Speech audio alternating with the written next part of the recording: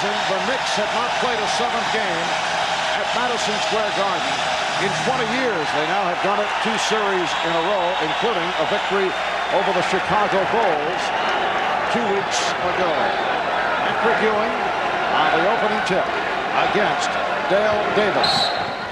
And Jake O'Donnell did not like the toss, and he says, do it again. Jake O'Donnell, the outside official, checking it out. Well, this time it's controlled by the Knicks, and out Mike Mathis apparently did not care for it. He felt that Dale, let's see, did he say, apparently stole the jump.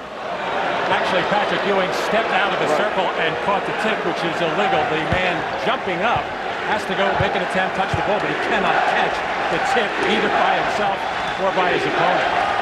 So after the erratic start, we are underway. Indiana controlling. Hayward working. Played by Derek Harper. And right at the start, an illegal defense is called on John Starks, who did not clear out with Reggie Miller. And even though Hannah Storm telling us before the game that Reggie wanted to get off, the Pacers normally go inside to Rick Smits early to get some scoring from him. And really, he has hurt the Pacers in the last 2 ball games because he has rushed things and turned the ball over. It's okay to get good shots. That'll help the Pacers. Workman had it knocked away by Harper. Workman on the recovery. And it is a jump ball. They tie it up. Derek Harper had 5 steals in Game 6 at Market Square, including a big one down the stretch. Harper got a piece of that ball. So important for the Indiana Pacer point guards to get as much penetration as possible to break the Knick defense down so they can create shots for some of the other players rather than just either go inside the Smiths or stand around the perimeter. Well, Patrick Ewing says it's me on the tie-up. He would like to go against Hayward. And Mike Mathis said, okay. And this time Patrick jumped and touched the ball. It's okay. So the Knicks to the front court for the first time. Oakley, left by Davis. Starks, guarded by Miller. And an illegal defense against Indiana. A most unusual start. That was Derek McKee dropping down below the free throw line for more than 2.9 seconds. Knicks starting out their offense, looking in on one side and cross-screening for Patrick Ewing. They want to make a conscious effort to get Patrick in better positions to score. Ewing nearly lost the dribble. Here's Starks for Ewing off the fake. Yes. So it is a 2-0 Knick lead. Now that's one of the big things that has been missing from the Knick offense. That little penetration and kick out could create a play by John Starks. Well, Patrick Ewing with only 10 shots the other night. McKee couldn't handle that pass, and the ball goes back to New York. Dale Davis throwing the elbow and committing his second foul. And actually throwing that elbow before the ball was inbounded, and consequently a 2-shot foul. But John Starks has certainly come on as this series has progressed, making it back from the arthroscopic knee surgery. Struggled earlier in the playoffs against the Nets and the Bulls, and he capped off the playoff performance against Indiana with the 26-point game, including big shots down the stretch on Friday night. Knicks 4 and the Pacers nothing. Reggie Miller, yes. A little different wrinkle to free up Reggie. That time he got a nice little back pick from Rick Smits, and John Starks, not used to that type of maneuver on the baseline, completely lost Miller on the baseline maneuver. Ewing with the drop step. The Knicks 6 and the Pacers 2. We were talking earlier with Pat Riley, and he said the intent at the start was to get Ewing involved. Not happy about not seeing Ewing as involved offensively as he would have liked on Friday night. Foul is called on Charles Smith. Well, another way for Patrick Ewing to get involved, since he's getting double-teamed so much, it hasn't happened much yet tonight, is when he gets double-teamed and gives the ball up, he's got to climb back in there and get on the offensive glass. He is just not been getting to the offensive board. Workman passed on the shot. Here's Smits. Rick Smits over Patrick Ewing. Rick Smits got the shot opportunities in Game 6, but not able to hit. He was 7 for 19 from the field. Smith passed it up. Oakley. The Knicks 8 and the Pacers 4.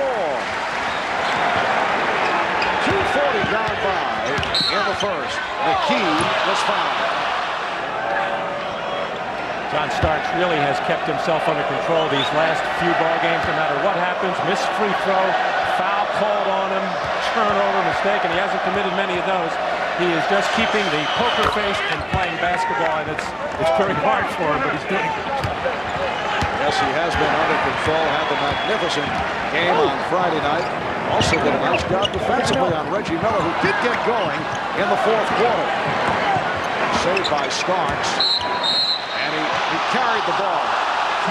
Both a palm and a travel call by the official, Mike Mathis. The Knicks with an 8-7 lead as you look at Starks. On the crossover with the left hand, getting his hand just underneath the ball and turning it over. That's a very close call. A lot of players in this league do this. One of the greatest of all time used to get away with it, and he didn't need the help. You're talking about? Yes, that goal right there. Michael Jordan. Nice play. Antonio Davis gets inside, and the Pacers with a 9-8 lead. And the crowd trying to get the Knicks going. 4 minutes in, first quarter. That was intended as a pick and roll, but Oakley did not expect the pass. He was not cutting. Miscommunication on the part of the Knicks. 5 unanswered points by Indiana. Here's Smits getting inside, and Indiana off to a good start. They lead by 3. 7 unanswered by the Pacers. And again a bad pass. Derek Harper once again lost the grip. And again, you have to give a lot of credit right here to Hayward Workman, who's putting good pressure on Harper, keeping him from getting below the free throw line. But Derek has to do a better job of working to get the ball in better position to make a pass. 3 straight Knick turnovers. Smits getting possession. Rejected by Ewing. Shot clock down to 2. It's down to 1. And it's a 24-second violation. Pat Riley very much concerned over in front of the New York bench, walking down, thinking about making a move right now.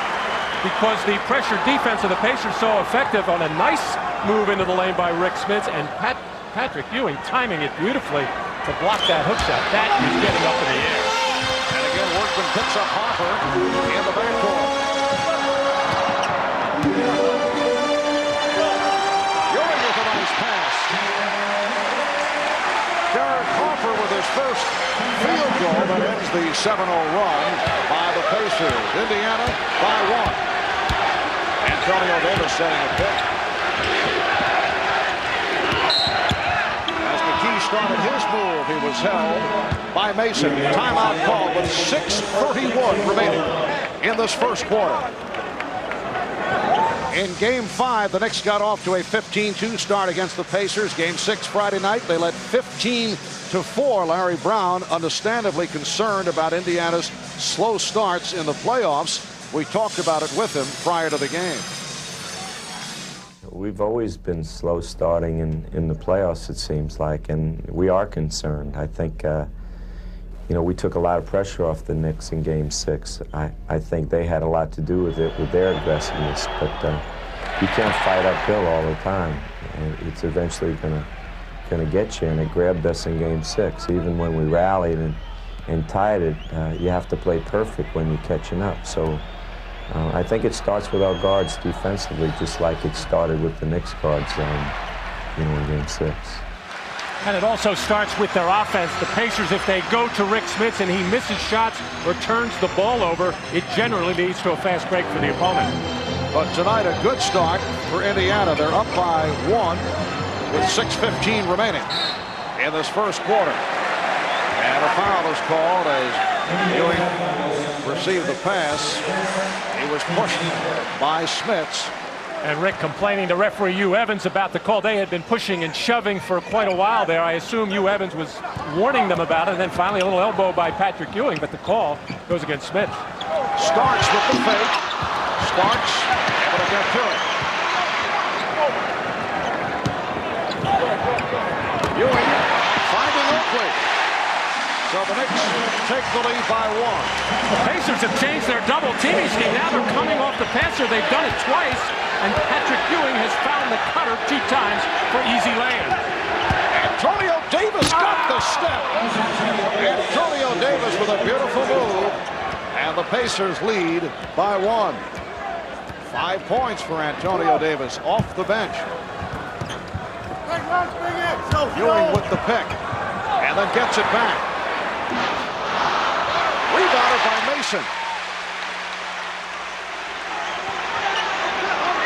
Anthony Mason posting up on Rick Smits. Throws it out to Harper. That was a 3-point attempt. Nice back tap by Oakley. So the Knicks are doing the job here in the early going off the offensive board. They've had problems in that department. Pass for Mason, intercepted by McKee. Derek McKee with a gorgeous feed for Haywood Workman.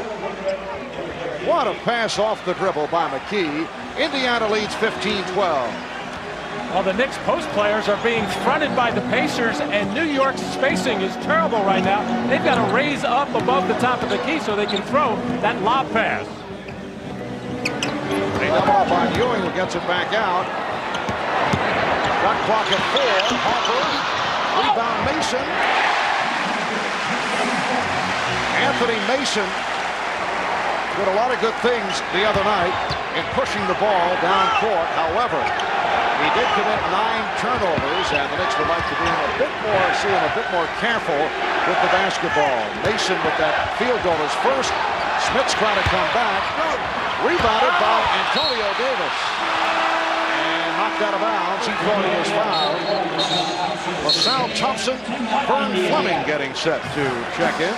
Oh, Antonio Davis just too quick here for Charles Oakley, and nobody can get there in time to help out as Charles Oakley got caught standing straight up, and the no-look pass by Derek McKee to finish off the fast break for Haywood Workman. Pacers by 1. We love the new apartment. The natural light is amazing. Hardwood floors. There is a bit of a clogging problem.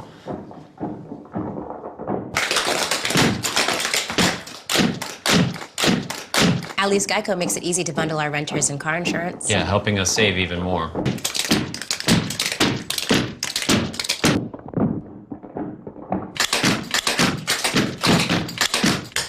For bundling made easy, go to geico.com. When knee pain stops you in your tracks and you need relief to keep you moving, introducing CopperFit Ice, the world's first compression sleeve to include the healing sensation of menthol and the energizing properties of CoQ10. These micro-encapsulated ingredients are infused into the compression fabric and are released and absorbed by your movement. The more you move, the more CopperFit Ice delivers. This is exactly what I'm looking for. I love the menthol aroma. It's very subtle. That menthol aroma feels like it's working. I love CopperFit because it works. I used to feel my knees starting to talk to me. The knee says it might be ready to want to retire, and I'm going to keep going a long time longer.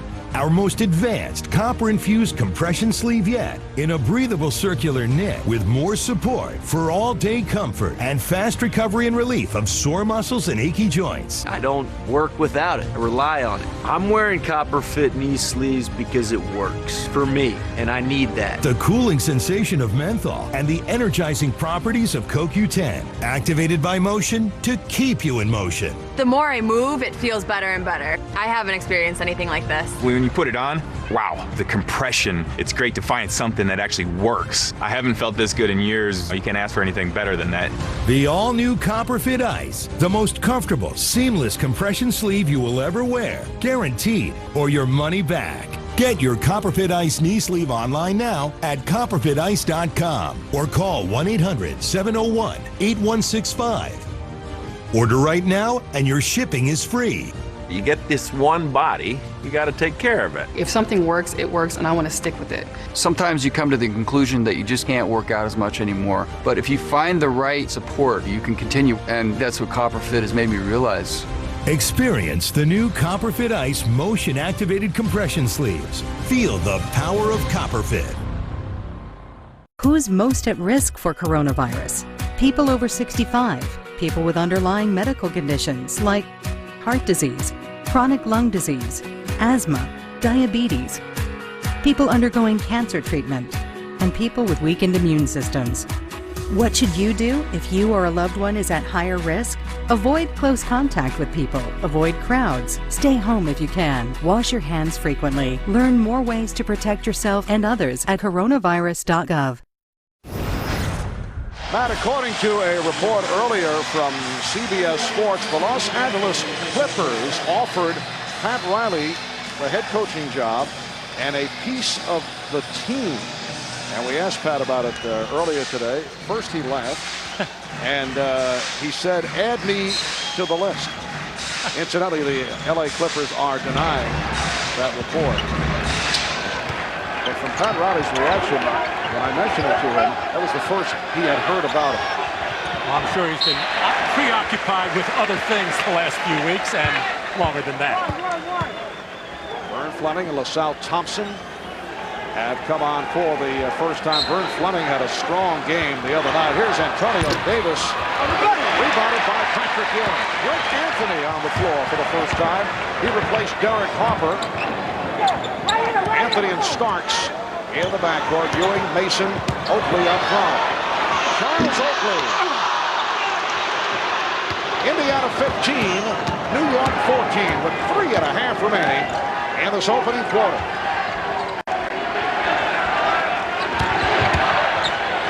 Reggie Miller played very tightly by John Starks. But here's the applause. Here's LaSalle Thompson. LaSalle Thompson, who's made it back from the broken hand, has the good outside touch, but that's the first one he's hit in some time. Well, that's a bonus for the Pacers there. He's in there to set screens for Reggie Miller to bang people in the post, and any kind of scoring you can give him as a plus. Pacers by 3.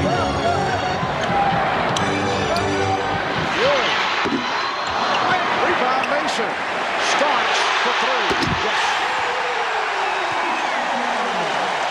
John Starks, who had 5 3-pointers on Friday night, has tied the game at 17. Starks got picked off, and Miller reverts. Nicely executed by Indiana.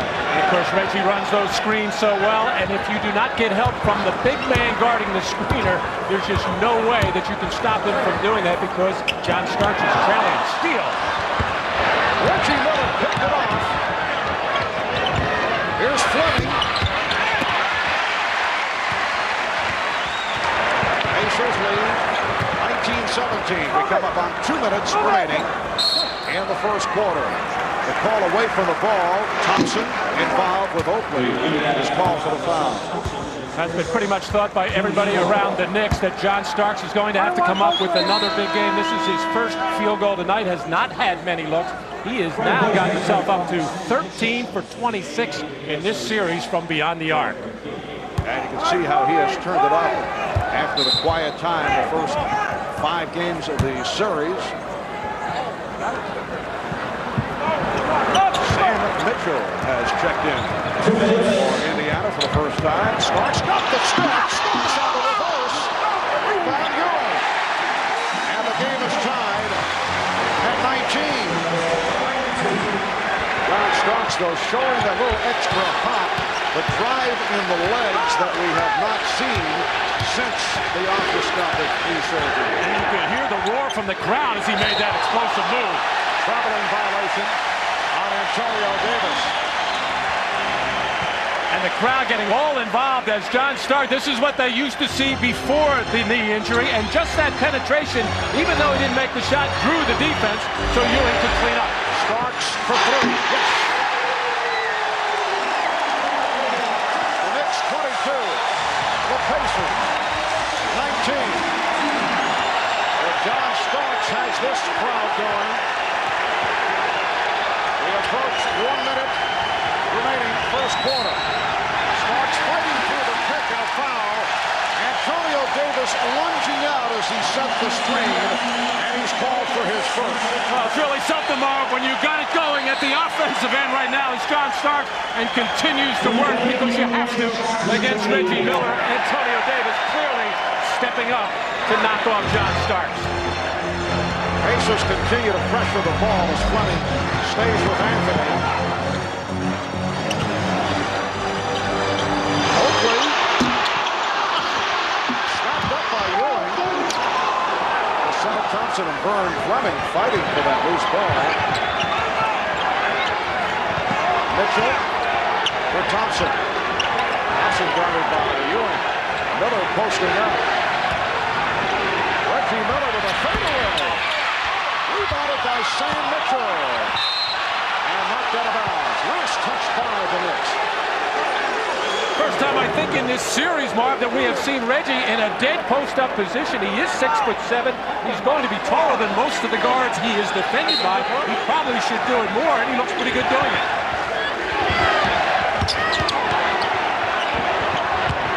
Fleming gets inside.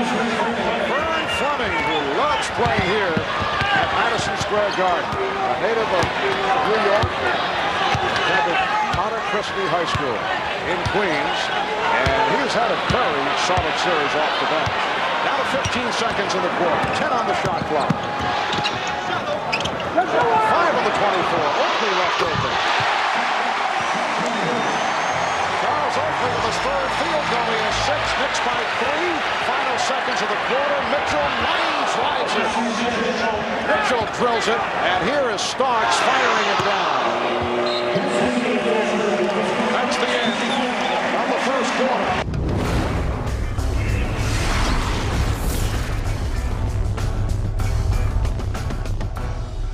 Fast break opportunities for either team in that first quarter, mainly because both teams taking reasonably good shots and not turning the ball over in places that normally start a running chance.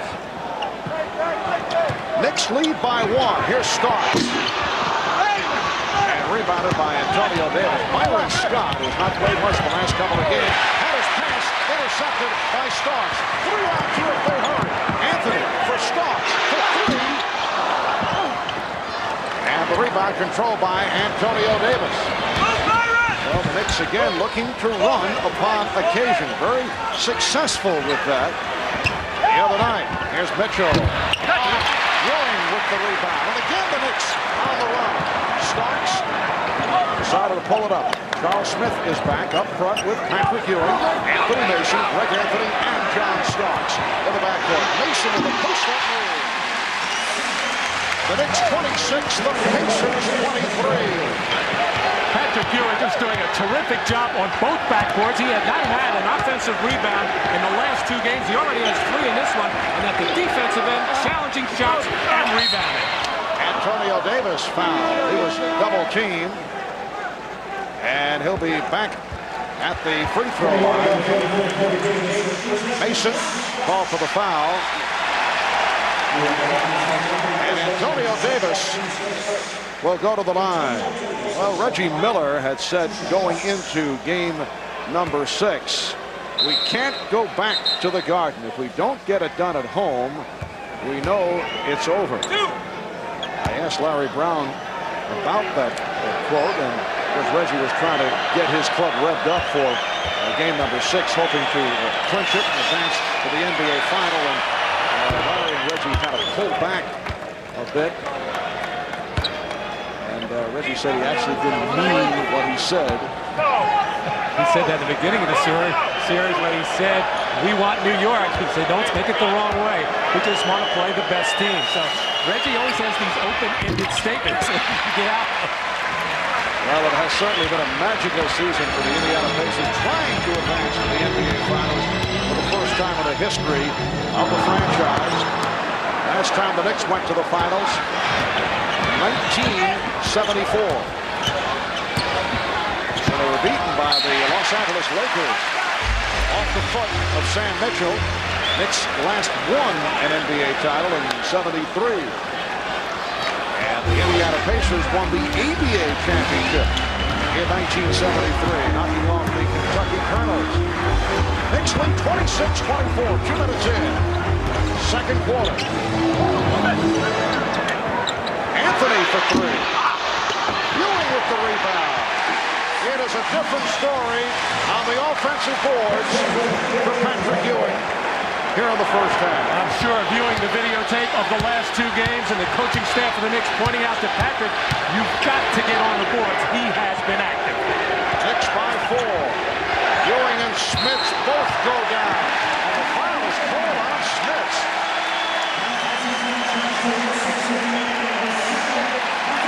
Patrick Ewing fronting Rick Smits, trying to keep the ball from going in his hand. Both centers working extremely hard. And Rick Smits just whipping Patrick Ewing to the floor. He has a jammed pinky finger in his right hand, but he should be okay to come back in this game and play. Mark? And apparently Rick hurt himself when he went down in that collision with Patrick Ewing and picked up his second foul. So Smits sitting it out right here. Dale Davis is back. Antonio Davis guarding Patrick Ewing. Was able to get inside but could not score. Charles Smith with another Knick offensive rebound. Gilbert Davis with his first attempt.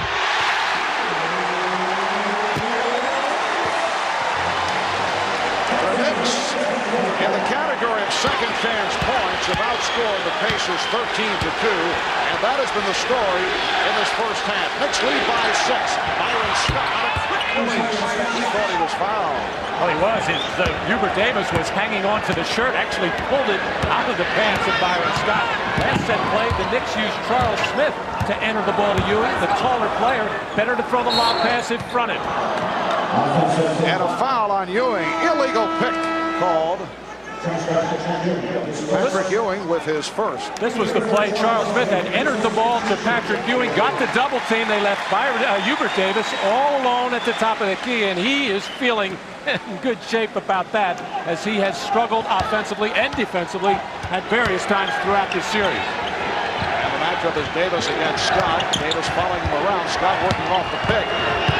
Getting it to McKee. Derek McKee with his first bucket. The Knicks 30 and the Pacers 28. Marv Albert, Matt Dukas, and Ahmad Rashad along with Hannah Storm from Madison Square Garden. 7th and decisive game in the Eastern Conference Finals. Oakley with a rushed shot and it came up short. And Dale Davis beat Charles Oakley down court. And the felony compounded not only the bad shot and a bad executed pick and roll play, but Charles Oakley putting his head down, which he rarely does, and getting upset with himself. Did he get back on defense? Dale Davis an easy deuce. 6 straight points for the Pacers. Game tied at 30. Gilbert Davis now feeling it. His second field goal, Knicks by 2. 4.5 gone by in the second. Fleming couldn't find anyone. Anthony doing a nice job defensively. Scott beating Davis. Byron Scott doing it off the dribble, and he's tying the game at 32. When these two teams get stagnant offensively, it's because the ball stays on one side of the floor. Anytime you can get a ball reversal, it usually results in a good shot. Mason, whether Oakley diving at it, knocked it away. Last touch by McKee.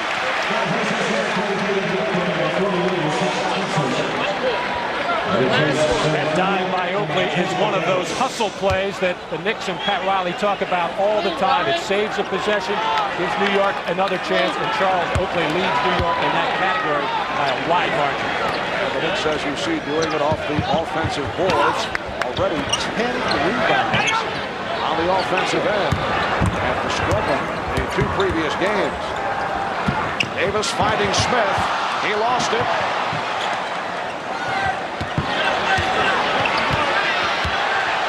Clock at 5. Smith checking it, and that is blocked. And a foul is called on the follow by Oakley. 6:39 remaining. First half. The game tied at 32. Well, among those on hand here, Bill Murray, who's getting the treatment from the crowd. Fans know he's a Chicago Bulls fan, and they greet him. John Lovitz and Maury Povich, Woody Allen. Georgetown coach John Thompson has been a regular, as has Spike Lee, who obviously is bored with the proceedings at this particular moment. Spike coming off the eventful Game 5 here at the Garden, getting involved with Reggie Miller, then made the trip to Indianapolis, but was very low-key Friday night at Market Square. It's been well established that the Knicks have a tendency to play, well, not so pretty basketball, and it has not been pretty a lot with their half-court offense. But the one thing, and it's keeping them right in this ball game, is those hustle plays, diving for the loose balls, getting second chances. They already have 11 offensive rebounds, as Rick Smits getting his hand and finger tended to by their trainer, David Craig. And Hannah Storm, during that last timeout, telling us Larry Brown really wants to get his guards back in there to help out in the rebounding. It's not just on the front line play. The Knicks lead by 2. Indiana shooting well in the first half. 14 of 21. They've hit their last 4 shots. 6.5 remaining in the half. Hayward Workman is back. And Byron Scott at the guards. LaSalle Thompson up front with Eric McKee and Dale Davis. Thompson trying to recapture. Scott playing the ricochet and hits a spectacular three-pointer by Byron Scott off the recovery. Another well-executed play by the Indiana Pacers as they stumbled and fumbled and kicked the thing all over the place and get a wide-open look for Byron Scott. And he is 3 for 3, 7 points in all. Foul was called on Scott, who agreed with Jake O'Donnell. Well, LaSalle Thompson lost the handle on it, but just got enough of a hand on it to keep it alive and kick it to the corner. Not kick it, but push it to the corner for Byron Scott to get an open three-point shot. This is probably the only way that the Pacers can get open right now, is fumble the ball. The Knicks are playing very aggressive defense. Pacers have hit their last 5 shots. Davis gets inside. The tip was missed, and back comes McKee. Looking at Scott on the wing. Here's Scott eluding Davis and draws the foul, and Hubert Davis having a very difficult time with the veteran of 3 Los Angeles Lakers championship teams under that man, Pat Riley, Byron Scott. Byron suffered the bruised hip back in Game 3 in a collision with Charles Oakley. His playing time has been affected recently, but he has come out firing here in game number 7. And it looks like a new backcourt about to step on for the Knicks. Derek Harper and John Starks coming on. Well, Byron did not play at all in the second half of Game 6 after an ineffective first half. And Vern Fleming, who played very well at the point guard position during the first half, got those minutes as the shooting guard. And of course, it didn't work out. Byron was asked what was going on, what was the problem, was he injured? He just said, coach's decision. He's been a veteran. He's been around a long time. He knows the right answer. 33-year-old Byron Scott. Indiana Pacer President Donnie Walsh says he is a very young 33. Pacers lead 37-34. 5.5 to go. First half. And pass from Ewing, recovered by Mason, then he lost it. McKee going behind the back. Byron Scott has scored Indiana's last 7 points. And Mason got a piece of it. But Pacers on fire in the second quarter. They've hit their last 6 shots for 70% shooting for the game. And they're up now 39-34. Indiana's in 16 of 23 from the field. Derek McKee with his second field goal. He has 4 points. He's opened up a 5-point Pacer lead in the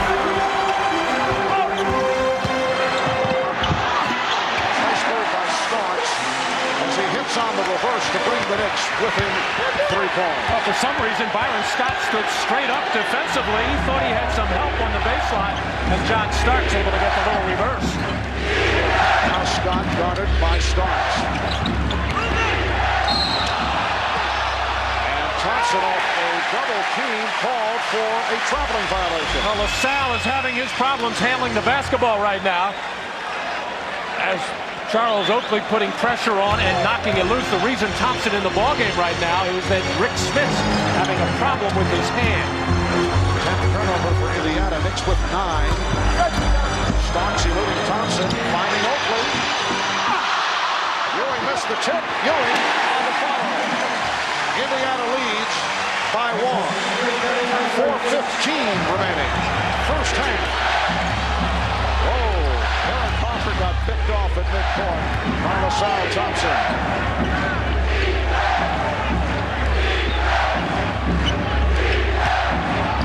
Dale Davis. Got a good glass, came up short.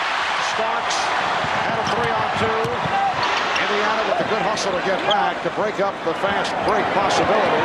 Harper for 3. And back come the Pacers. Workman pushes it down. Sets up Scott. Scott eluding Starks. Byron Scott once again able to drill it. He is 4 for 4. He has 11 points. And the Pacers have a 3-point lead. Ewing not able to handle the pass. Scott looking for the shot. Goes for the drive. Byron Scott again. Byron Scott with a sensational second quarter. Matty's pulling a Reggie Miller here in the second. And the Pacers now lead by 5. Scott with 13 points. Starks way off. Ewing with the rebound. And the Knicks look to regroup. Just under 3 minutes remaining in the half. Starks for 3. Yes. John Starks from downtown. That's his third three-pointer. 2:47 remaining first half. And the Pacers with a 43-41 lead on the Knicks. Byron Scott looking a bit weary, even though he may be the youngest 33-year-old that Donnie Walsh has ever seen. But what a performance by Byron Scott in the second quarter. 13 points in the second. Ahmad Rashad is right next to the Knick bench. Let's go to Ahmad.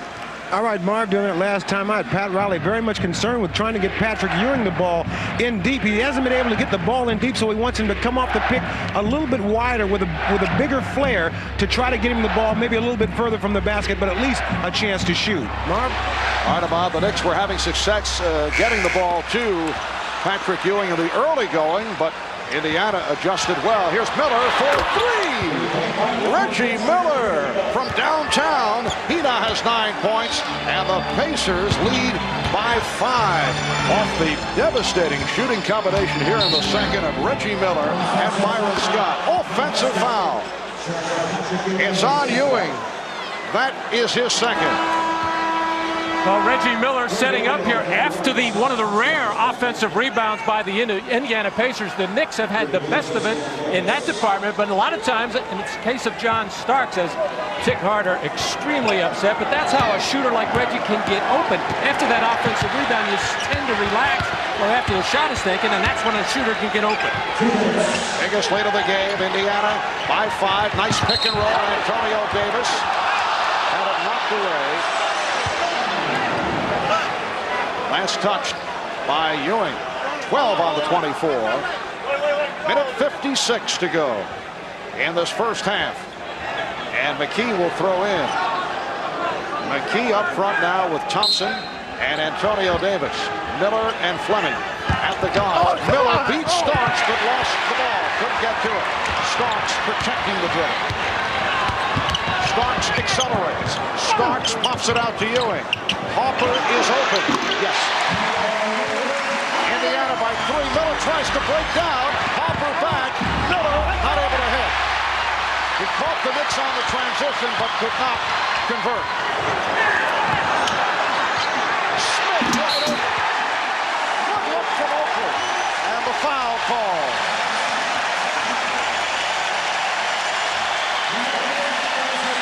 Miller on this breakaway layup. An excellent defensive play here by Harper just to get in the path of Miller to make him change his direction and miss. And under pressure, John Starks finds Oakley, who finds Charles Smith for the very strong finish. Unusual to get a fast break after a missed layup because Reggie was so far ahead of the pack. They were forced blue shirts back, but they tried to trap Starks in the corner. Antonio Davis called for the foul. Charles Smith with a 3-point play has tied the game at 46. 1:20 to go, first half. And that whistle away from the ball. Charles Smith with his third. Well, the Knicks, their 100th game of the season. 82 regular season. This is their 18th playoff game. Indiana Pacers in game number 98, their 16th playoff game. Miller for three. Reggie Miller with his second three-pointer. And he's hot. 4 or 5 from the field. 12 points. Pacers 49. The Knicks 46. The Indiana backcourt has killed the Knicks here in the first half. 13 for Byron Scott, 12 for Reggie Miller. Upper on the drive, and a foul called up high. Well, Derek McKee has been very active at the offensive end for the Pacers in handling the basketball. He delivered this one to Reggie Miller, who really did not have that good a look, was not that open, as John Starks was in his face challenging that shot, but Reggie does not need a lot of room. Foul on Fleming, sending Harper to the line.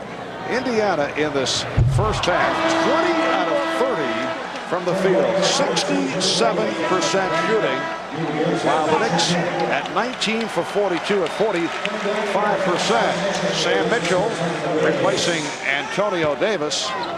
Derek Harper continues to have his problems at the foul line. 7 for 17 in the series coming into this ball game, so make it 7 for 18. And again, we talked about this early in the series, that Pat Riley would have a concern of having Derek in the game late. However, had he not been in the game in the last 2 minutes of Game 6, I don't know if the Knicks would be playing tonight, because he made 2 tremendous plays. The jumper with 1:50 to go to give the Knicks the 3-point lead, and then a great strip on Vern Fleming defensively.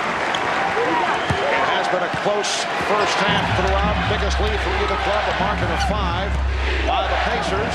Indiana by 2. 35 seconds left in the half. Starks hand-checking Miller, able to work free, and on the pick, a foul is called. Foul. John Starks bumping into the brick wall, LaSalle Thompson, and he is going to shake the shoulder and the chin and the head bob back. But then the way he popped up, there was no way he could be hurt on the play. He looked like he got killed. Down to 20 seconds to go in the half.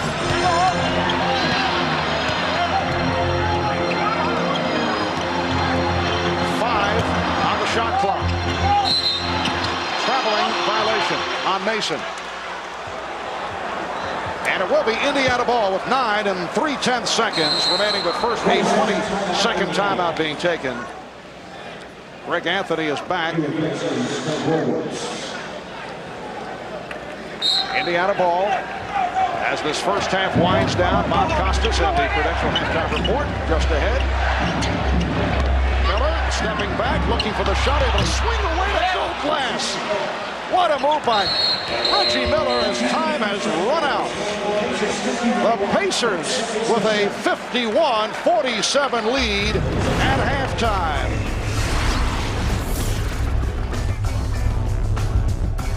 By 4, Reggie Miller scoring the last 8 points of the second quarter for the Pacers. The NBA record for best percentage shooting in a playoff game, 67%. Celtics did it against the Knicks back in April of 1990. Indiana, 68% in the first half. Ewing getting it inside, and he is fouled. Well, Patrick waiting and waiting to see when and if the double team was going to come. Finally, Derek McKee got there, but Patrick was already into his offensive move and in a little bit of trouble, but able to draw contact, and that's all he could do at that particular point. Patrick Ewing having an outstanding first half, scoring and rebounding, as he had 6 offensive rebounds, 11 overall. However, 1 of 3 from the foul line. On the line off the foul by Derek McKee. High-point men for the Knicks. John Starks with 12. Patrick Ewing with 11. Indiana led by Reggie Miller, 14 points on 5 of 7 shooting. Byron Scott, 5 out of 5. 13 points in all. Indiana by 3. Fan of defense from the crowd. Workman and Miller at the guard. Smits is back despite the jammed finger. McKee and Dale Davis also on the front line. Smits changed his mind. Recovered by McKee. A low play by Derek McKee, who now has 6 points. Pacers lead 53-48.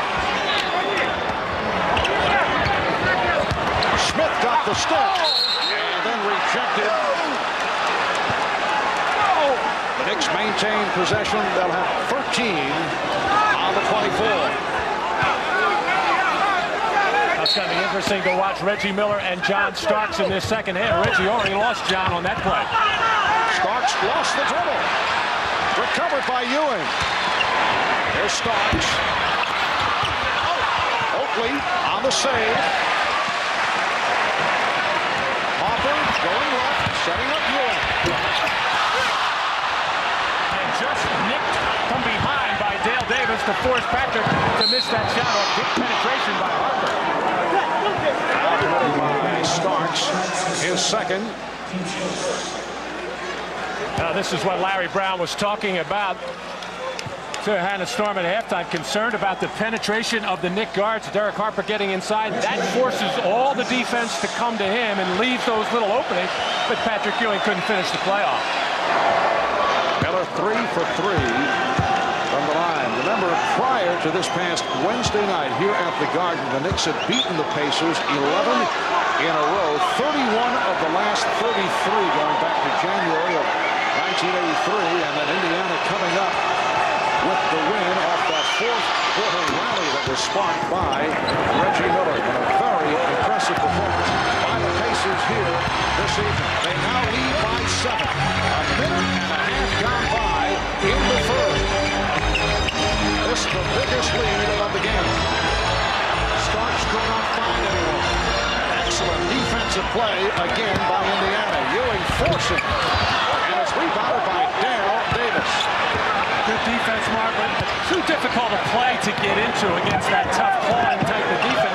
The Knicks have to get down, get the ball below the free throw line in short order to start executing. Smits with the jump hook. Oakley with the rebound. Starks going at Miller. Oakley with the save. Starks got a piece of it. Oakley again able to save, but the Pacers are on it. Here's Miller for 3. On the back tap, McKee finds Workman. Smits with the open shot. Rick Smits with 6 points, and Pat Riley calls for a timeout. 9:37 remaining in this third quarter, and the Pacers now lead 57-48. Biggest lead of the night for Indiana. Well, no surprise that Charles Oakley and John Stark scrapping and scrambling for loose balls, but when they hit the deck, opening up a fast break opportunity for Indiana and a wide open 3 for Reggie Miller, the first three-pointer missed by the Pacers tonight. And then the second offensive rebound already in the third quarter for Indiana.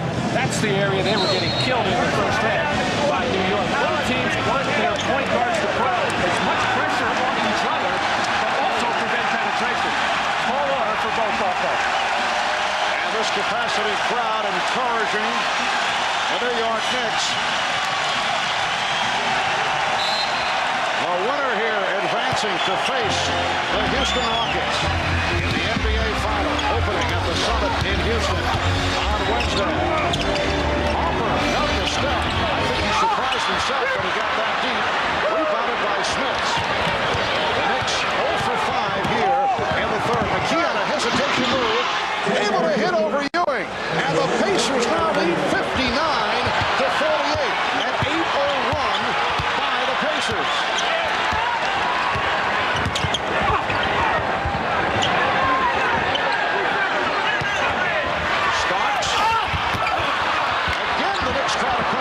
Cannot hit.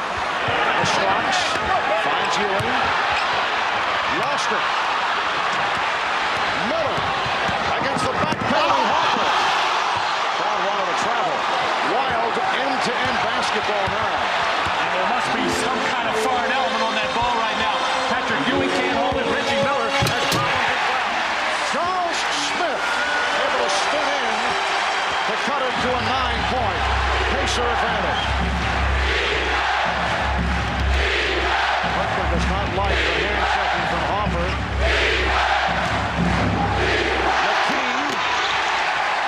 McKee has good position. Harper for 3. Yes. That's a big Derek Harper. I'm surprised he had the legs to be able to get that set up. He looks very tired right now as he's bumping and bouncing with Hayward working. And they're having words as they play. Harper and Workman have had words before during the regular season. McKee and a blocking foul, offensive foul, called on the Knicks. Well, Derek Harper has been trying to create things off penetration, get into the lane and score himself or dish off. This time, for whatever reason, just launched a three. Really not the kind of shot that the Knicks are looking for. Lucky to get that one down as Harper continues to hand check, almost like two boxers just poking away at each other. And Hayward Workman taking exception. Foul was called on Ewing, his third. Ewing fronting Spence.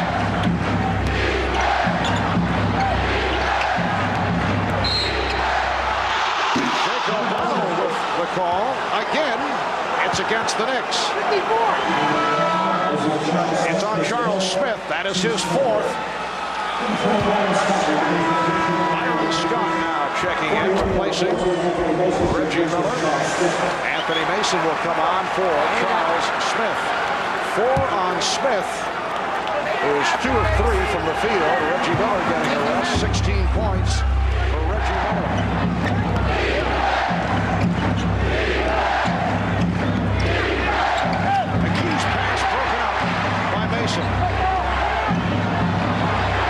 Mason trying to suffocate McKee. Smith. It's a bit further than his usual wing. Oakley with the rebound. Derek McKee has been trying to nail. He had 6 assists in that first game. Much better defense by Mason on McKee than Charles Smith was playing. And a reach in.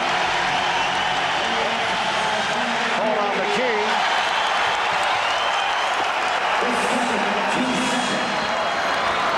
Their second team foul, Knicks with 3. We have played 5 minutes of the third quarter. The Pacer lead is 6. Every shot being fiercely contested at this point. Scott all over Starks. Harper for 3. And a loose ball foul on Oakley, who just shoved McKee. Oakley with the shove of McKee. Not a smart play by Charles Oakley. And Charles Smith going for every loose ball, going for every offensive rebound. And here is McKee struggling to try to regain possession along the baseline. The extra little shove by Charles Oakley. On the subject of Larry Brown's superstitious ways, well, Larry and his staff went to the same restaurant last night as they did prior to Game 5. They beat the Knicks here in Game 5 and ordered the same food. Said it didn't taste it then, didn't taste it last night. We talked with Larry about his superstitions. I've done a lot of weird things. The only thing, it's a little different than in college. I used to get a new tie for each game in college. If we lost, I'd never wear it again. And it's gotten a little expensive in the pros. And also, clothes, you know, I'd change suits or sport coats if we lost, but you know, I'm a little toned down there, but basically I would consider myself slightly nuttier than Reggie Miller. Slightly nuttier than Reggie Miller. He means that in affectionate fashion, I'm sure, and Larry feeling good about that jump shot by Rick Smith, giving his Pacers an 8-point lead. 6:10 remaining in the third. Off the double team, Oakley fouled as both Dale Davis and Derek McKee surrounded him. McKee called for that foul, his third. Let's go to Ahmad Rashad. Ahmad? All right, Marv, during that last timeout, Pat Riley telling his team to put the ball on the floor strong, try to play through the arms. And one thing that he warned his team about was do not let Byron Scott get off, which had to be strange for even Pat to say, saying that Pat coached Byron for all those many years. Marv? Well, Byron Scott, look out. Harper able to save. Byron Scott hit 5 of 5, 13 points in all. In the second quarter, has not attempted a shot in his short stint here in the third. Starks with a hard driving move, and he's fouled. Well, Mike Malthus was going to call it against Indiana, but Jake O'Donnell, who was trailing the play, replay says no, the other way. It's on Starks. Well, Jake has a good look at it on the right baseline as Starks able to get by Davis and draw contact as Pat Riley was telling his players get to the basket, but Rick Spitz standing tall, taking the charge. 3 apiece on Starks, Ewing, and Mason. McKee has 3 for Indiana. Scott getting it off, and a foul is called. That is number 4 on Starks.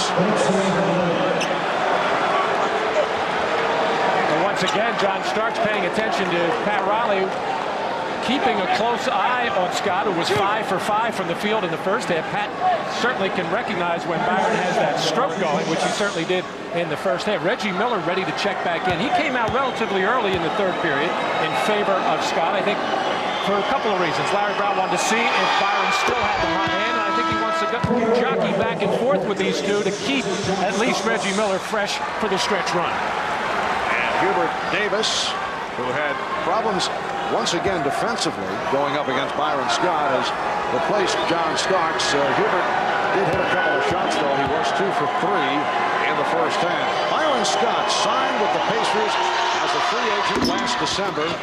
Said he got a call recently from his longtime Laker teammate, Magic Johnson, who said he couldn't believe that Byron could win himself another championship ring at this stage of his life. Here's Oakley. And the Knicks shooting has been very poor in the third quarter. Well, Magic Johnson just wanted to give a message and a congratulatory remark to Byron, saying keep that team together. He likes what they're doing. I think also Magic a little concerned that Byron might catch up in the World Championship ring department. Magic has already run out of one hand.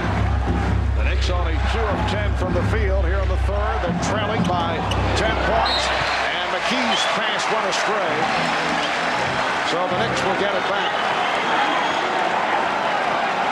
5 minutes, 8 seconds to go in the third. Marv Albert, Matt Lucas, Ahmad Rashad, and Hannah Storm from Madison Square Garden in New York. 7th and decisive game of this Eastern Conference Final. And a foul is called. It's on Rick Smith, his third. And he is getting rooted out of there by Rick Smith. Way too much contact. Not so much with the knees and the legs, which you're definitely not allowed to do, but just pushing with 2 arms. And then Patrick Ewing with a little note of coaching to Hubert Davis. Wait till I set the screen to free you up so you can catch it in good position so you can throw it to me. Hubert moving too quickly. Smith sitting down, replaced by Antonio Davis, who is fronting Patrick Ewing. Davis has done a good job against Ewing. Now Mason gets down low. Mason to the fadeaway. And a loose ball foul is called against the Knicks. It's on Ewing. That is his 4th. And the Knicks are over the limit. That's their 15th foul. But this is what Patrick Ewing had not been doing in the other games, and you certainly don't want to pick up a kind of a cheap foul there, but a lot of times when Patrick didn't get the ball or had it and threw it out against double teams, he'd stop and watch. This whole ball game, he has been climbing the offensive glass. This time he climbed on the back of Antonio Davis. And the Knicks have major problems in that department. 4 apiece by Ewing, Starks, and Smith. Rick Smits returns.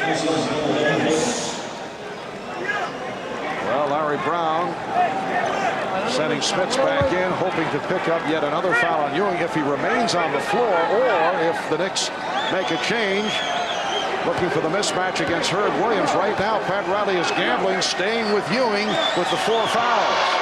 Well, if you'll remember, in Game 3, Patrick picked up his 4th early in that third quarter and went to the bench, and the Knicks totally lost control of that ballgame. It is a gamble at this point, but Patrick is going to have to be very smart at both ends of the floor and not pick up a cheap one. Biggest lead of the game, 12-point margin for the Pacers. Here's Ewing. Rebounded by Smits. We come up on 4 minutes to go in the third. Davis rejected by Patrick Ewing, and a reach-in foul called on the Pacers as Harper was hit.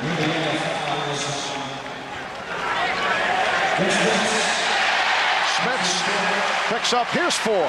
And Patrick Ewing continues to be aggressive with those 4 fouls. Does not go for the foot fake or shot fake of Antonio Davis, but consciously goes straight up in the air, should not pick up any contact or foul, and gets away with a good block. Eric Hopper, 1 of 2 from the line. Smith sitting down. Now that's out. Thompson checks in. Sal Thompson played 10 minutes in the first half.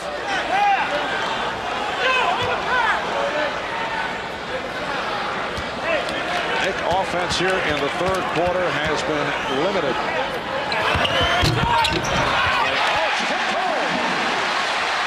A break for the Knicks as Charles Oakley tipped it to get a 3-point play, and the Knicks are now down by 9. Miller played by Hopper. Workman being guarded by Davis. And the foul is called on Hopper. That is his first. Both clubs are over the limit. So the Pacers are headed to the line. And throughout this series, Pat Riley has not felt comfortable with Hubert Davis chasing Reggie Miller. So he'll put Derek Harper or Greg Anthony, whoever the point guard is, on the floor to guard Reggie because of the quickness factor, because you have to chase him around so many screens. They don't feel Hubert Davis is good enough to do it. Of course, John Starks sits on the Knicks bench with 4 personal fouls.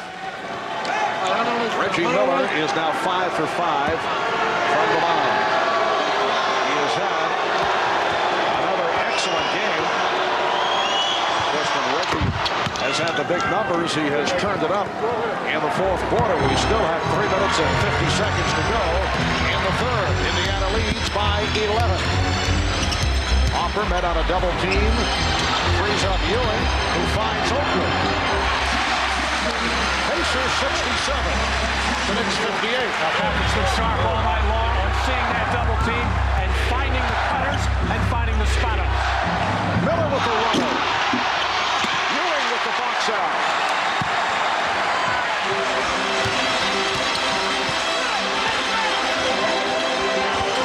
Oakley from Ewing on the back top, played by Davis.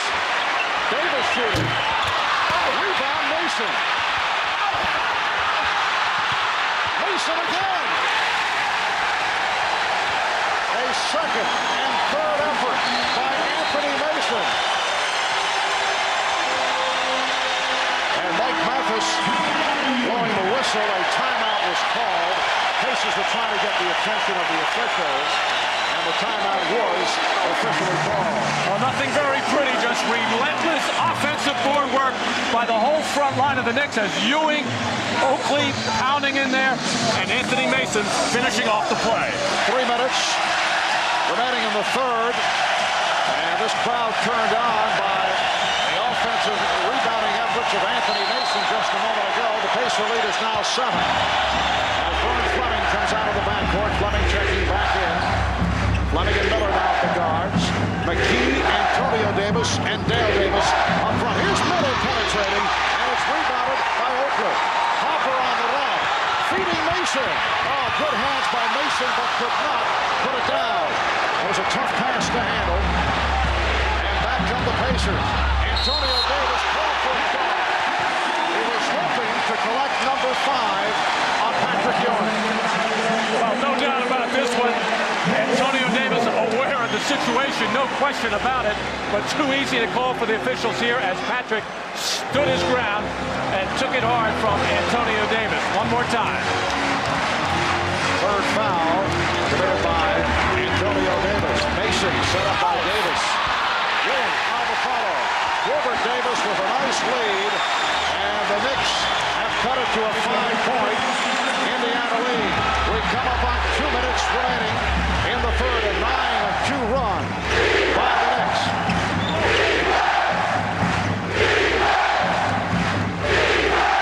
Fleming going behind the back to set it up. Recovered by Antonio Davis. Last touch by Mason. Well, Derek McKee, who was very sharp with his passing in the first half, has thrown a couple of footballs in this one and surprising his teammates. The Pacers get away with a second opportunity. Pacer shooting has cooled off. 4 of 14 from the field here in the third. Harper was called for the push. That inbounds pass intended for Miller. So Harper called for his second. Well, Derek trying to chase Reggie Miller off this screen, but grabbing and holding, as Derek often does. Pat Riley talking to his team at that last timeout about it. Rashad overheard that, warning his guards not to foul shooters on the perimeter. If you'll remember a few games back when Derek Harper was hitting Reggie Miller on those long jump shots, cost him the game. But that's just as bad there, trying to grab a guy coming off the screen. The officials are aware of how Derek Harper hand checks on defense. He can't make it that easy a call for the referees. Pacers have done a good job at the line here tonight. They're 15 of 19. And Miller is 8 for 8. Indiana 69. New York 62. Harper fouled by Fleming. Both teams have been over the limit for some time. And now Harper will get back to the line. That's 3 on Fleming.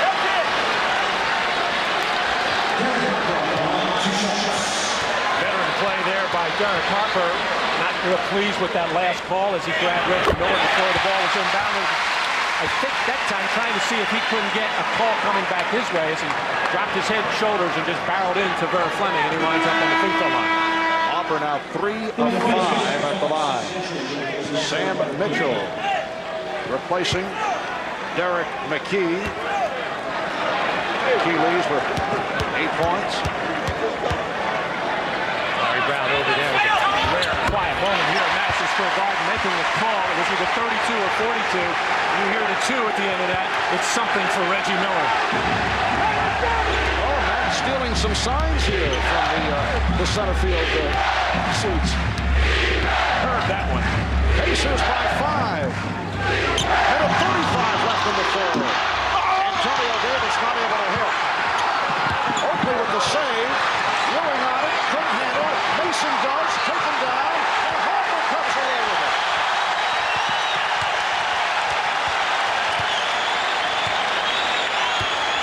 Wild finish to the third quarter. Fleming finding Ewing on a switch, then got help. Ewing facing a triple team. Shot clock at 3. Davis, the tip by Ewing again. And a foul is called. No, a jump ball is called. Jake O'Donnell, again right on the scene, making the call of jump it up. On the kick out by Ewing to Hubert Davis, and penetration by Hubert actually gave Ewing a couple of tips. He may have gone over the top, but Hubert getting back in there for another offensive rebound for New York. They have been fierce on the glass. Davis giving away 3-4 inches to Miller. The officials checking with each other. Last touched by the Knicks.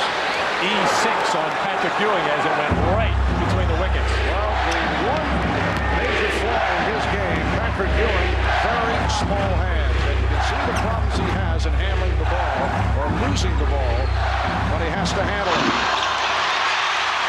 Ewing with the rebound. Pacers have missed the last 6 shots.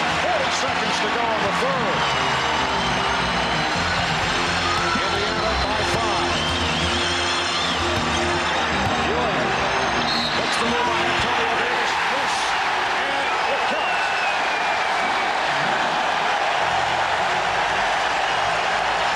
Pat Riley's faith and confidence in Patrick Ewing after he picked up his 4th foul has helped the Knicks get back into this ballgame as he has played with a lot of concentration, making good plays, still being aggressive at both ends of the floor as far as challenging shots and rebounding. And sometimes when you get in foul trouble, it makes you concentrate better. Well, the Knicks down by as many as 12 here in the third have trimmed it to 2. 20 seconds remaining in the third. The Knicks with a 14-4 run. Shot clock at 5. Miller couldn't find the shot. Fleming does.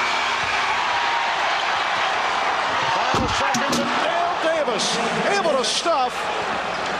There's Hubert Davis. And that is the end of the third quarter.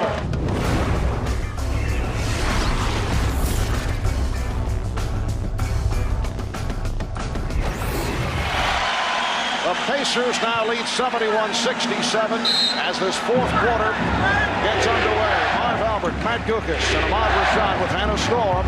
For the Knicks and the Pacers, it has come down to this, the final quarter of basketball. Vern Fleming gets inside. Ewing on the back tap, recovered by McKee. Reggie Miller 0 for 5 in the third quarter. McKee with the rebound. And then had it stripped. Here comes Hopper. Again, the Knicks looking to run. Successful with changing up, going for the running game the other night at Indianapolis. Doing it here again tonight. On the rebound, it is Dale Davis. So Larry Brown has Vern Fleming and Reggie Miller in the backcourt. Dale Davis, Derek McKee, and Rick Smits up front. Smits is playing with 4 fouls. Smits being guarded by Mason. Hopper had it diagnosed. And here comes Hubert Davis. It is a 2-point Indiana lead. Well, Derek Harper smelled it out. He timed it beautifully, picked it off right in that passing lane to get an easy one for Hubert Davis. Indiana has led by as many as 12. Indiana did not shoot well in the third quarter, though. Only 5 of 18 from the field. McKee played by Oakley. Smits with the pick. Smits having trouble with the shoulder. McKee buries the three-pointer. The Knicks want it as a 2-point field goal. Well, apparently the Knicks thought it was a 24-second violation. But it is a 3, and the Pacers lead by 5. All 3 officials made eye contact, but nobody could say that the shot was not released in time. Several Knicks saying, hey, it was a 2-pointer. Others saying no 24-second violation. But Indiana got the call. Here's Mason. Anthony Mason stepping it up in the second half. He's been a major factor for the Knicks. Indiana by 3. Mason with 8 points, 7 rebounds. The matchup is Davis against Fleming. Hopper, who has done a good job remaining with Miller. And a foul called away from the ball. It's on Hopper, his 3rd. Well, let's see if this is a 24-second violation or not. You see the shot clock in the lower left-hand corner as Derek McKee loads up and it should have been a violation. It already hit double zeros before that ball was out of Derek McKee's hand.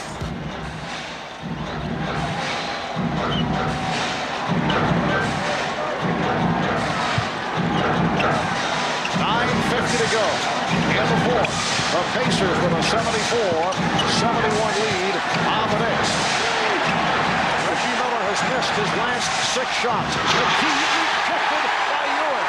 That is his 5th block shot. Patrick has the freedom to roam defensively right now as he's matched up with Dale Davis, not an offensive player. Mason is guarding Smits inside. Hopper for 3. And he has tied the game at 74. Derek Hopper has come up big in the 7th game. Knicks and Pacers at 74 apiece. Here is Rick Smits, rebounded by Patrick Ewing. John Starks has returned. Starks and Hopper at the guards. Ewing, Smith, and Mason on the front line.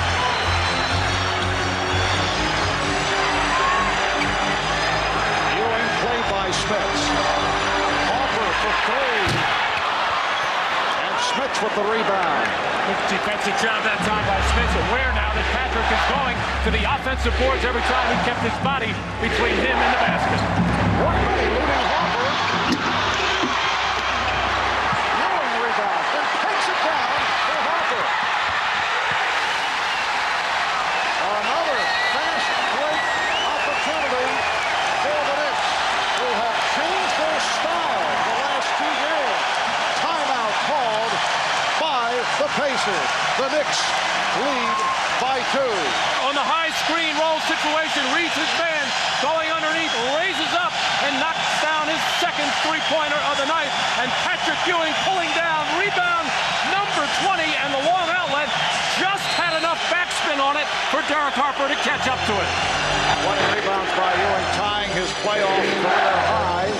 Ewing also with 6 assists, 5 blocks, 17 points. Knicks with a 7-0 run. Off the leg of Hopper, a new 24 for the Pacers. Let's go to Hannah Storm. Well, this is what Larry Brown told his team in this last huddle. He said, you are not playing to win, you are playing to lose. You guys need to loosen up. We need to play our game and be aggressive on offense. Mark? Thank you. Hannah. Strong words from Larry Brown, sensing perhaps some desperation. The past two games, the Knicks have had their difficulties in the fourth quarter against the Pacers. But Indiana not shooting well here. For the second half, 6 of 25 and turning it over. Right now, every pass is being challenged. In the 4 minutes of this fourth quarter, the Pacers have not gotten a good shot. And when they go to the offensive glass, it gives the Knicks a chance to run out. Starks. Hand check by Miller. Finds Ewing. Ewing puts the move on Smith. Ewing. And it's knocked out of bounds by Ewing. So an aggressive offensive move by Patrick Ewing, and it's amazing. Even he's been playing with 4 fouls for a lot of minutes now. The officials almost give you a break because if you're playing hard and aggressively and trying not to foul, they'll give you the benefit of the doubt. Well, Starks and Miller in a collision. They both went down. Smith's also playing with 4. Smith's, it counts, and the foul. Anthony Mason called on the foul, and Smith's will go to the line.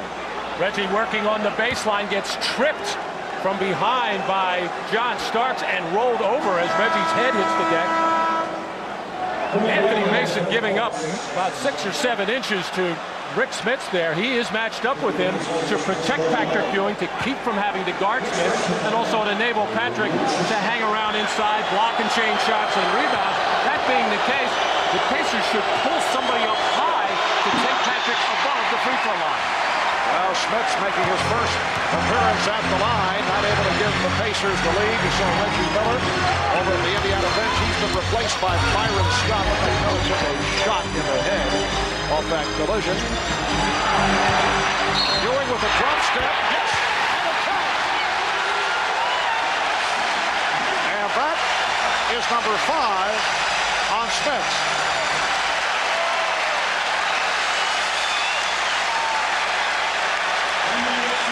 This is the offensive move that was so good to Patrick Ewing in the first 2 games, feeling he has that quick step to get by Rick Smith.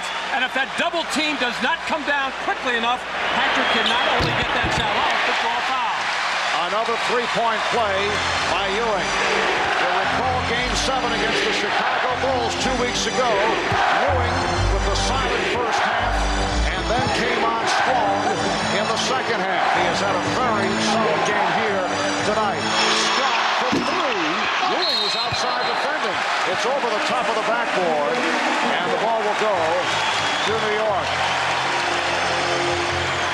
Very impressive stat line for Patrick Ewing.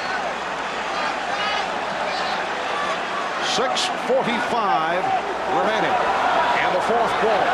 The Knicks trailing by as many as 12, now lead by 3. Hoffer played by Workman. Reggie Miller getting set to return.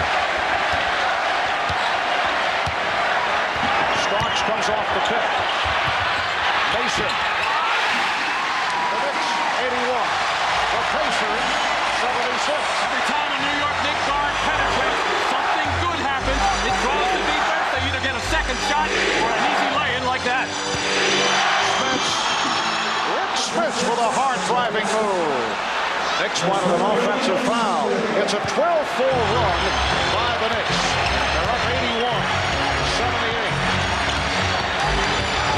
Just under 6 minutes to go in the fourth. Not a good shot by Hoffer. Air ball on a turnaround jump. Here comes Workman.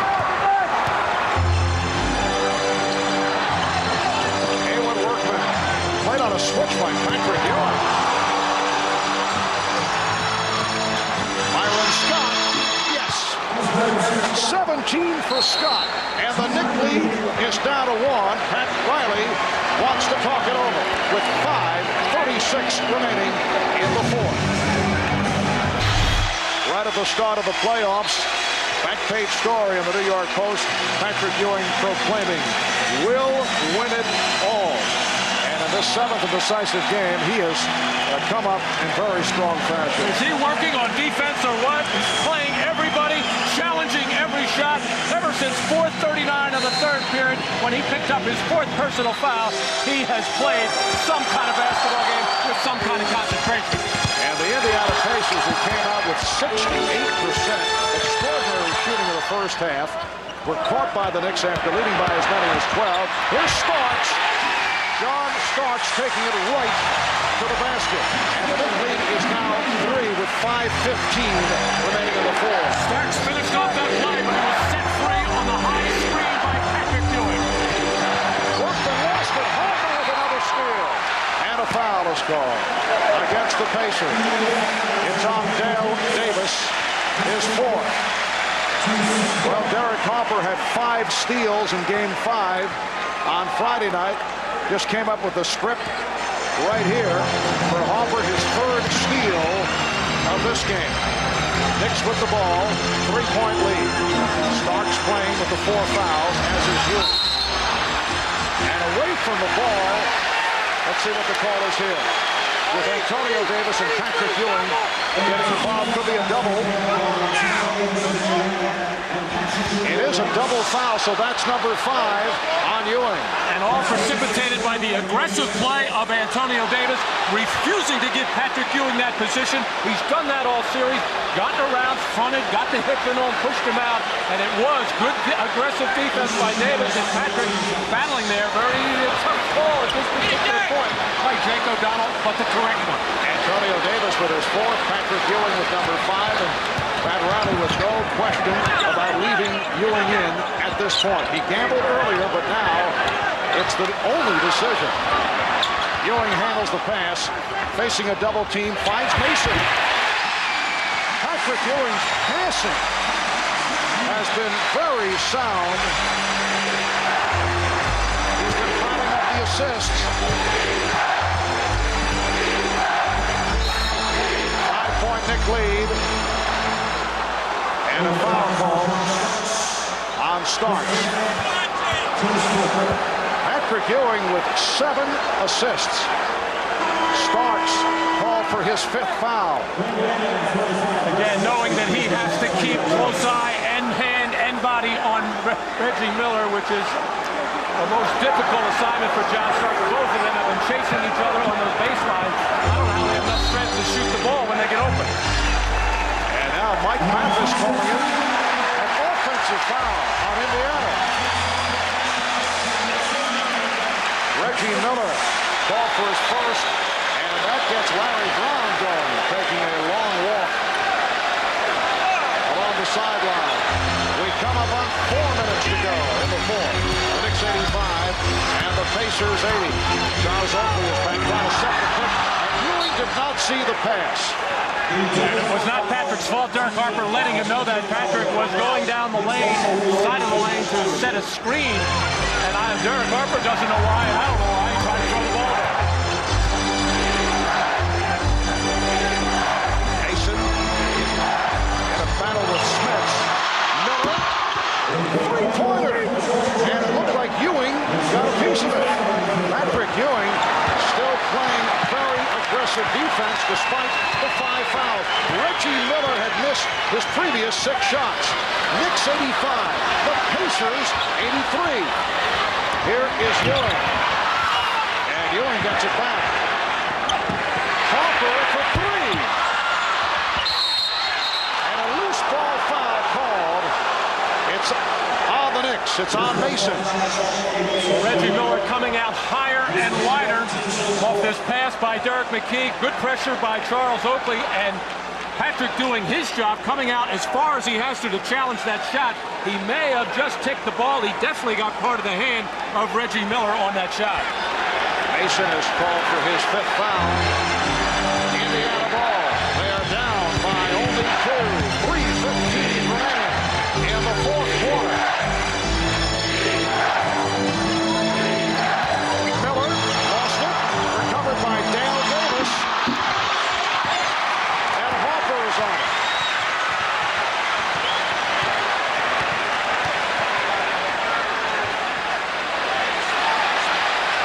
Mason back out to Oakley. Oakley hearing some moans from the crowd as he started to release that jump shot, although he's had a good touch this season from the outside, and is extended to an 87. 83, Nick Lee. We are down to 2.5 remaining in the fourth quarter. The winner advances to the NBA Final to face the Houston Rockets. McKee hits the three-pointer. Derek McKee with his second straight from downtown, and it brings Indiana within one. No player on either team is hesitating at all on these open shots.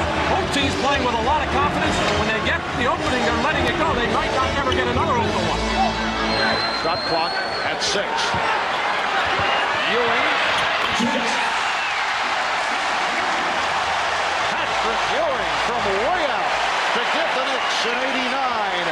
86 lead, 22 points for Ewing, along with a playoff career high 21 rebounds.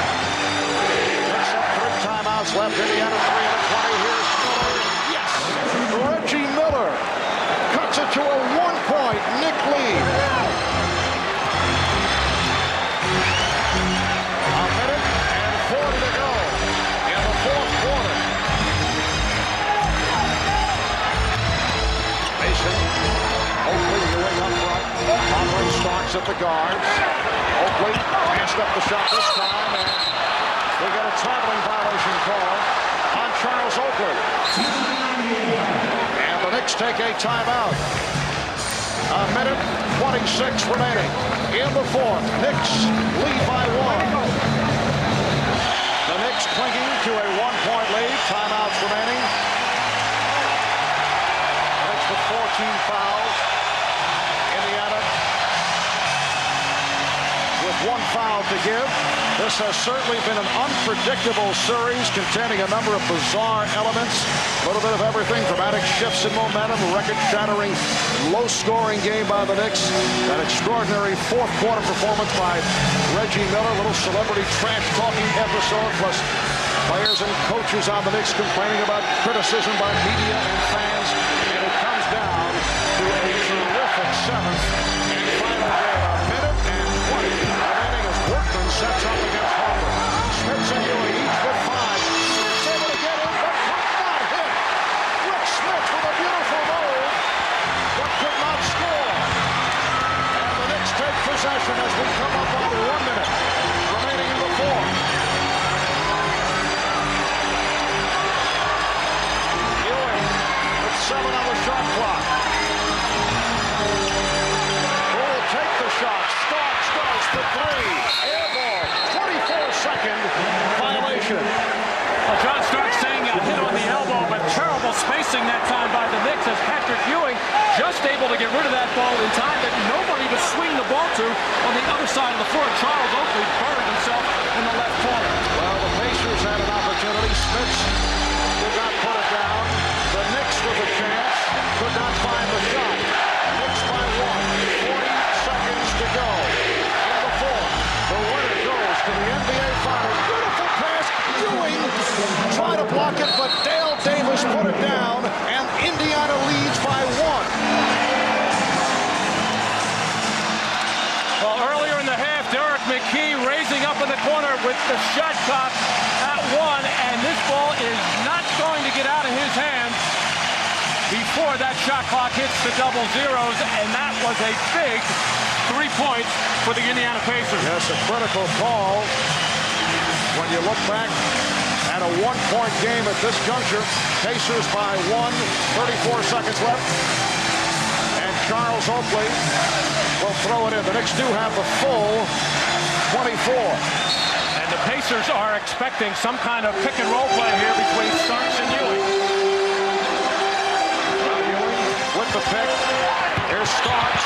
John Starks with the pick. Ewing puts it down. And the Knicks by 1. 26 seconds to go. Workman played by Harper.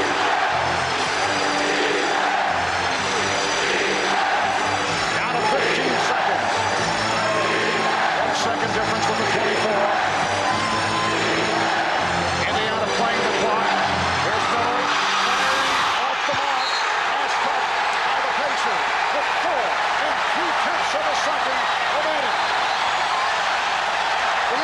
to Starks, and he's fouled, hit by Miller, with 3 2/10 seconds to go.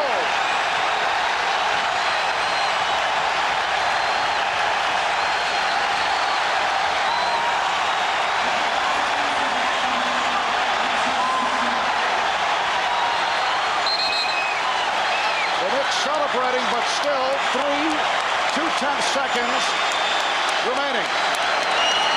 The go-ahead bucket scored by Patrick Ewing.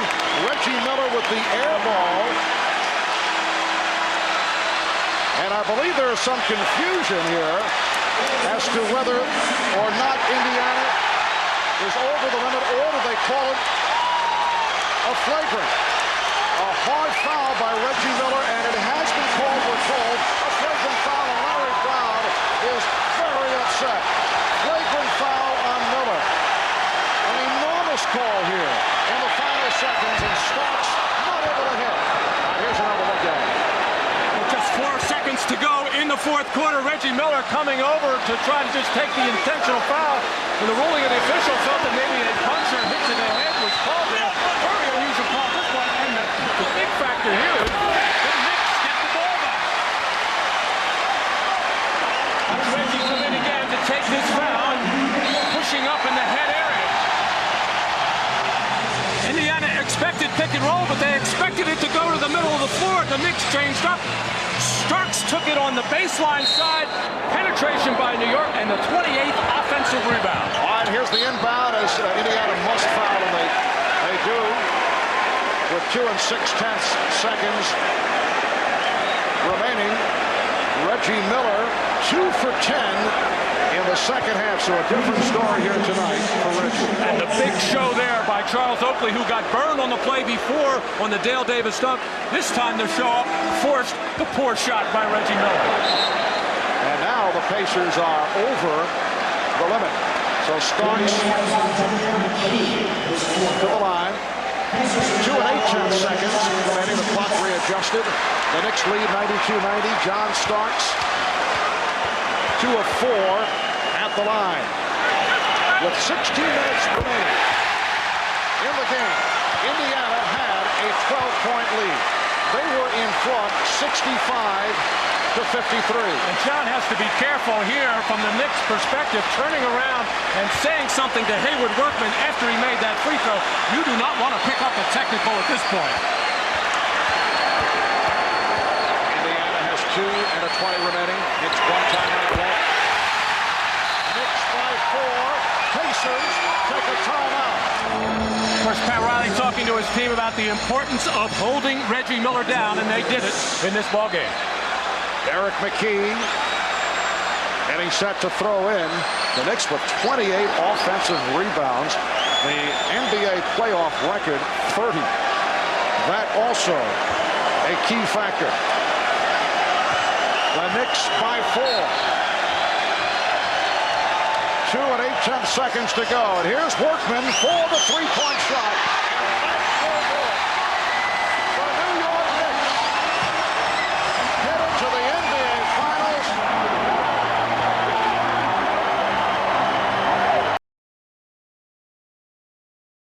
Boom, boom, boom, boom, boom, boom, yeah. Boom, boom, boom, boom. They say it's all right. Boom, boom, boom, boom. They say it's all right. Boom, boom, boom, boom. Say it's all right. Have a good time, 'cause it's all right. Everybody knows that it's all right. Whoa, it's all right.